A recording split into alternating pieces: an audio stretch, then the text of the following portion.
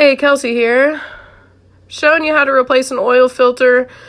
This is a cartridge type. It's located at the top of the engine. I'm working on a 2017 GMC Terrain. So I already removed the oil filter cap. I'm sorry I didn't show you how I did that, but I used a 32 millimeter socket. It's a special oil filter housing socket. You got to make sure you're really careful with these O-rings. Make sure it's put on exactly how you took it off. Make sure you firmly put the oil filter in the housing cap.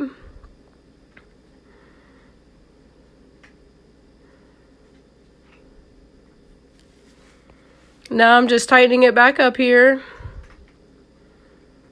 You want to make sure these are pretty tight, but not too tight, because remember, you're screwing plastic on top of metal, so you got to be a little careful about that. As you can see, I removed the oil dipstick already because it gives you easier access to use your ratchet in there. I love to use the 3/8 Pittsburgh ratchet from Harbor Freight. It's extendable. I'm starting to get a rag caught up in there, but I'm just going to quickly remove that. I like to stick a rag back there to catch any of the oil so it doesn't get all in those crevices back there. Try to keep it as clean and professional as possible. This is a customer's vehicle.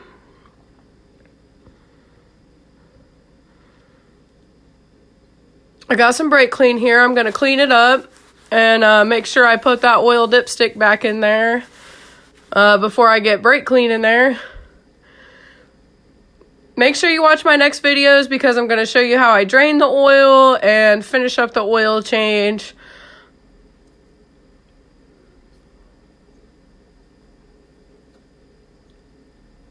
And there we go. So that's how you replace the oil filter on a GMC Terrain with a 2.4 in it. Alrighty, so now that we got the oil filter on there good, I already racked the vehicle. I'm going to start lifting it up into the air now. I am spoiled at work with a scissor lift. But if you're at home, you know, you can always use the ramps that you can drive on, or use a regular jack and jack stands. Of course, that was me pushing on the tire as hard as I could because I always want to double check that this car is not going to fall off the ramp as I lift it up.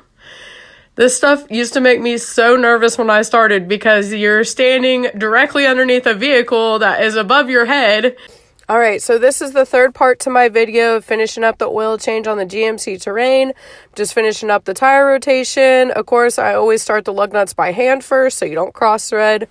If you have a GM vehicle, your lug nuts are going to be a 19 millimeter or 22 millimeter socket. In this case, they're 22 millimeters. I love Pittsburgh brand at Harbor Freight, so I use Pittsburgh brand impact sockets, and I use an Earthquake brand from Harbor Freight air impact gun. So of course, now it is time to fill the oil. It is a 2.4 liter, so it takes 5W30. I always double check the cap because you never know anymore what type of oil it's going to take. In this case, it takes 5 quarts of 5W30. So I'm just going to fill that up here.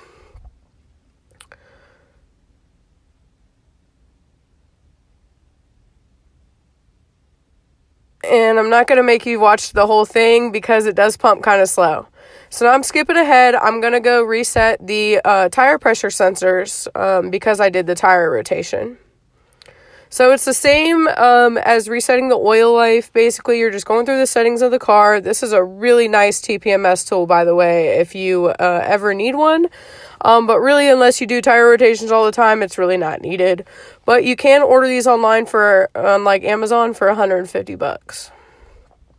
So then you just want to go, I'm going around to each sensor and I am relearning it.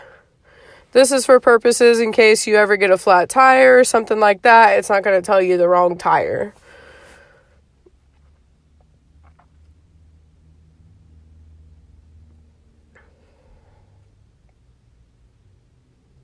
And now I'm going to go back in the car and I'm going to show you a little bit better on how to reset the oil life on this car. So in this case, there's buttons on the dash. There's a menu button. There's arrow buttons and a set clear button. So you're just going to scroll through with the arrows once you hit the menu button. And you'll hit set clear. It's going to ask you again, are you sure you want to reset this? You just arrow up to yes and hit set clear again. It will set to 100%. Now, of course, the last step is to check the oil level and make sure it is good to go. So there's always little like notches, or sometimes it'll say a min and max on the end of the dipstick.